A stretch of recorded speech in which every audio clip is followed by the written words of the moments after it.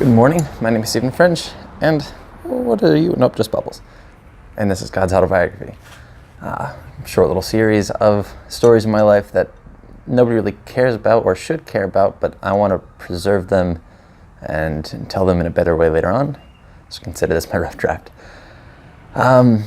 Reflecting back on some of my younger days, younger ages, some of the things that I've gone through. One of them kind of stuck out, just a very peculiar moment, quite hectic, but I handled it differently than everyone else in this scenario, and it kind of stuck out to me because of that.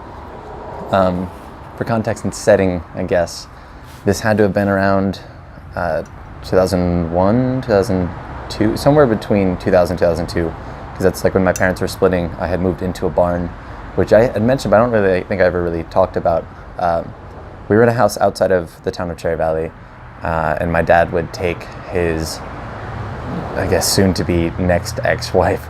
He would take this woman, Heidi, to this barn apartment that from the street just looked like a barn. There were more horses living there than humans, and from the street you wouldn't have guessed that people lived there at all. And after the divorce, I guess in the process of the divorce, we couldn't keep the house that we were in. I think we actually went down to Texas for a little while just to visit or something. We traveled, I don't know, we came back, and I don't know what happened. I got to figure this out, but all of our toys, so much of our stuff that was in the basement was just like thrown out, and I think that was my father's doing, but I'm not certain.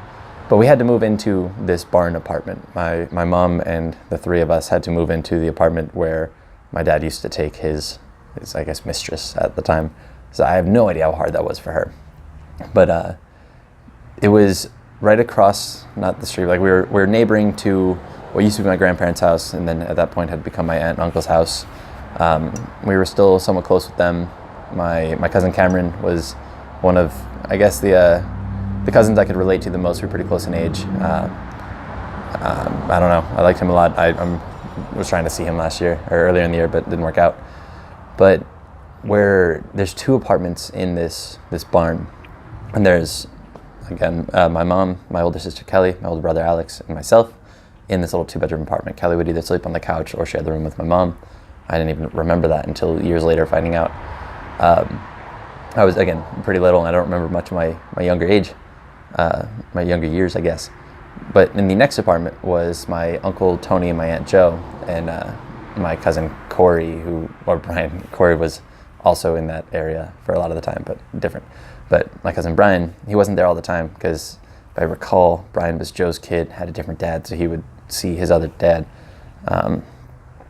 But Tony was a bit of a drunk, a bit of an angry drunk, and Joe probably also a drunk. I don't know, they kind of flocked together. A lot of fighting, a lot of screaming, but there was one day we had more of the cousins because I have a huge fucking family. So like 3 siblings, I think all of them were there. I think it was Shane, Megan, and Stephanie were all over at the house. And it's around dinner time, I think.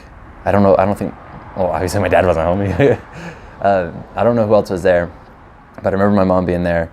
I remember us kids being there. There had to have been another adult, but I can't recall. And out of nowhere, just we hear like some stomping, and then just bursting through our door was Aunt Jo. And she had a phone, and she's reaching out to my mom. She's saying, Barb, call the police. I think she said Tony has a knife or something, and sure enough, Tony was right behind her.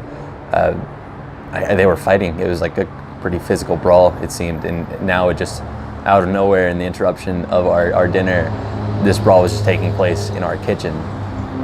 And I'm blanking on a lot of the details of what happened. I really have no clue what it was about. I don't quite know how it was resolved.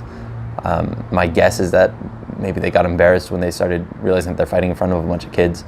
But I don't even know if the cops actually came. But I remember being scared, being, I guess, more shocked, and looking around and realizing that everyone was crying.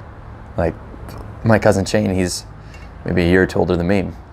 He's got his fist just in his mouth and just tears rolling down, and all of the kids are crying, and I'm scared, and it's a very shocking and new scenario for me.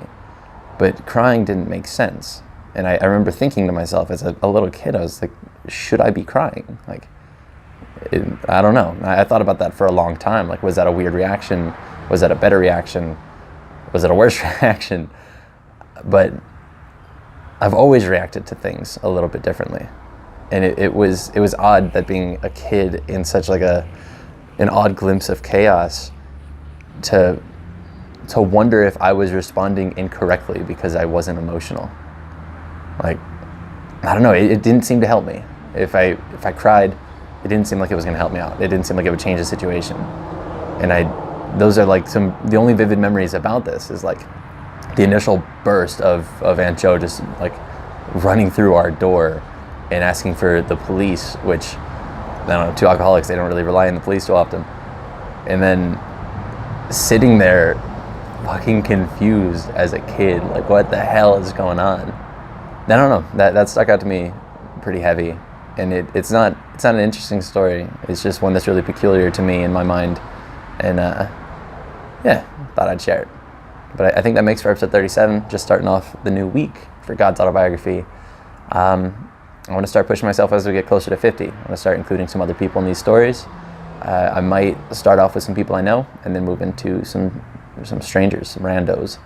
But who knows? Follow along.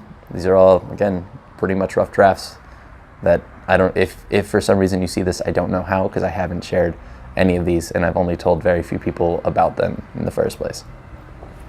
That being said, thank you for somehow showing up, if anybody ever sees this but me. Deuces. I do peace, but then I said I do okay. I don't know what I want to do. Oh, peace.